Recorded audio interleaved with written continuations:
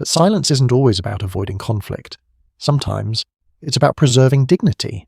There's a certain kind of pain that feels too personal to explain, too complex to put into words, too easy for others to misunderstand.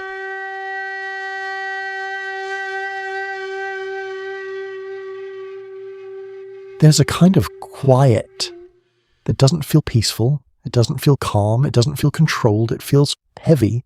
You've seen it before in someone who used to text back instantly, but now takes hours, days, or doesn't reply at all.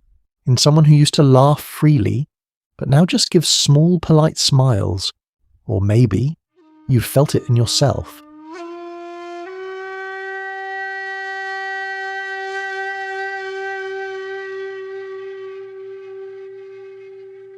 And the strange part is, nothing obvious happened. No argument, no explosion, no dramatic ending, just distance. And most people misread that. They assume they're fine. They moved on. They just don't care anymore.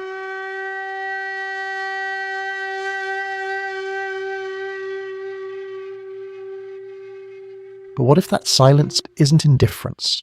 What if it's protection? Because when some people get hurt, they don't react outwardly. They don't argue. They don't explain, they don't chase clarity, they go inward. And psychologically, this isn't random.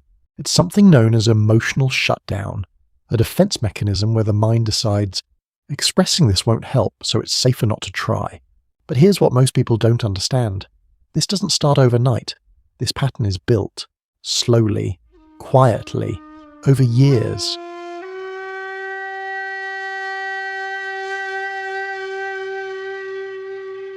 Imagine growing up in a space where you speak and no one really listens. You explain and get misunderstood. You open up and get dismissed. Eventually your brain learns something powerful. Talking doesn't solve anything, so you adapt. Not by feeling less, but by showing less. And over time, you become someone who understands everything, but explains nothing, feels deeply, but expresses carefully, observes people clearly, but rarely lets people observe you. On the outside, you look composed, stable, unbothered. But internally, there's tension, a constant conflict between I want to be understood and no one ever really understands. And this is where silence begins to form a pattern. Because quiet people don't just start silent. At first, they try. They communicate, they hint, they explain. Sometimes they even say exactly what's wrong. But when that effort goes unnoticed, something shifts.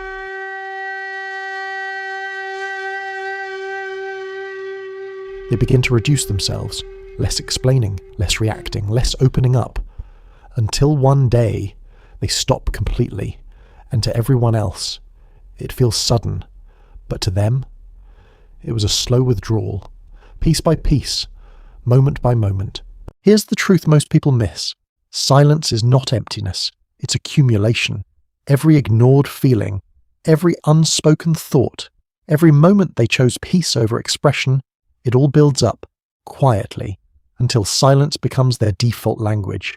Not because it works, but because it feels safer than being misunderstood again. But there's a paradox. The same silence that protects them also isolates them. Because from the outside, people start assuming they've changed, they don't care, they're distant, and without realizing it, this creates even more disconnection, which reinforces the original belief. Opening up is pointless, and just like that, the cycle continues. But silence isn't always about avoiding conflict. Sometimes it's about preserving dignity. There's a certain kind of pain that feels too personal to explain, too complex to put into words, too easy for others to misunderstand. So instead of trying to translate it, they choose stillness, because in silence, there's control. If you don't express your pain, no one can invalidate it. No one can twist it. No one can minimize it. But there's a cost, because if no one can reach it, no one can heal it either.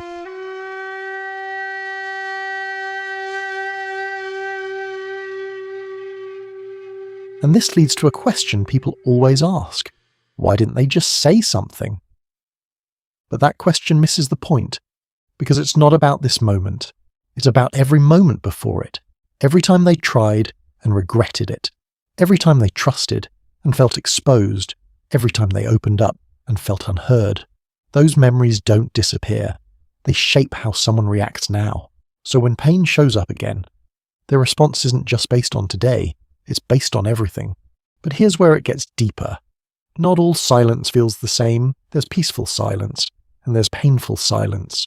One feels light, the other feels tense, heavy. And if you pay attention, you can see the difference in delayed replies, short answers, a shift in tone, a change in energy. But most people miss it, because they're waiting for something obvious, something loud.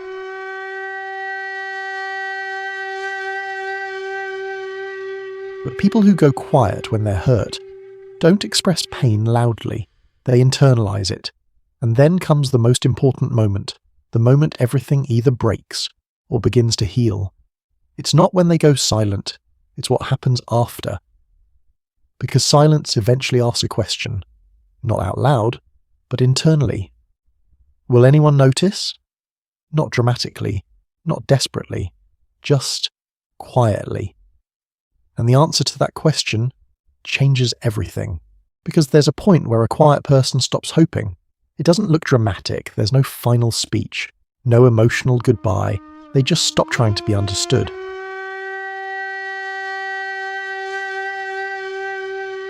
And that's the shift most people never see coming.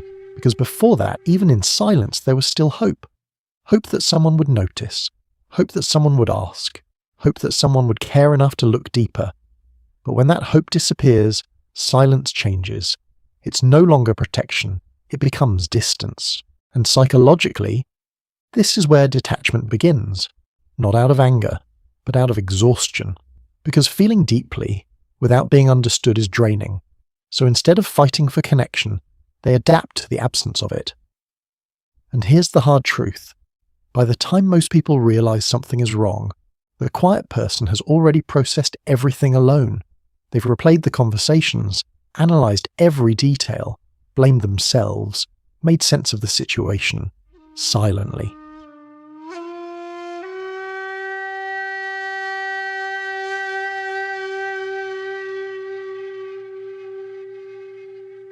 So when someone finally says, "Why didn't you tell me?" it doesn't land, because in their mind they already did. Not always perfectly, not always clearly, but through effort, through presence, through small signals. They hoped someone would notice, and when those signals are missed, they stop sending them. And this is how relationships fade, not from one big mistake, but from many small missed moments. Moments where listening mattered more than fixing, presence mattered more than advice, understanding mattered more than words, because deep down, people don't just want to be heard, they want to be understood, without having to explain everything perfectly. But for someone who goes quiet, that translation feels impossible. So they choose silence, and sometimes that silence becomes a quiet test. Not intentional, not manipulative, but subconscious. If I stop explaining, will you still try to understand me? And the answer to that question defines everything. Because when someone notices gently, without pressure, without forcing, it creates something rare. Safety. And safety is what reopens a closed mind.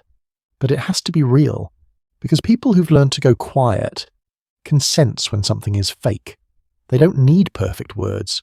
They need consistency, patience, presence. And if you see yourself in this, if you're someone who goes quiet when you're hurt, understand this. Your silence isn't weakness. It's a strategy, a way your mind learned to protect you. But protection is not the same as healing. Because at some point, silence stops being a shield and becomes a wall. And that wall doesn't just block pain, it blocks connection. And breaking that pattern doesn't mean saying everything all at once. It starts smaller. One honest sentence, one moment of expression, one step toward being seen. Yes, it's risky, but it also creates possibility. Because the right people won't need perfection. They'll meet you halfway. They'll listen between the lines. They'll notice what others ignored. So the next time someone grows quiet, or you feel yourself pulling away, pause. Because silence is never just silence. It's a message, not loud, not obvious, but deeply real. And if you learn how to understand it, you won't just hear what's being said, you'll finally understand what's been felt all along.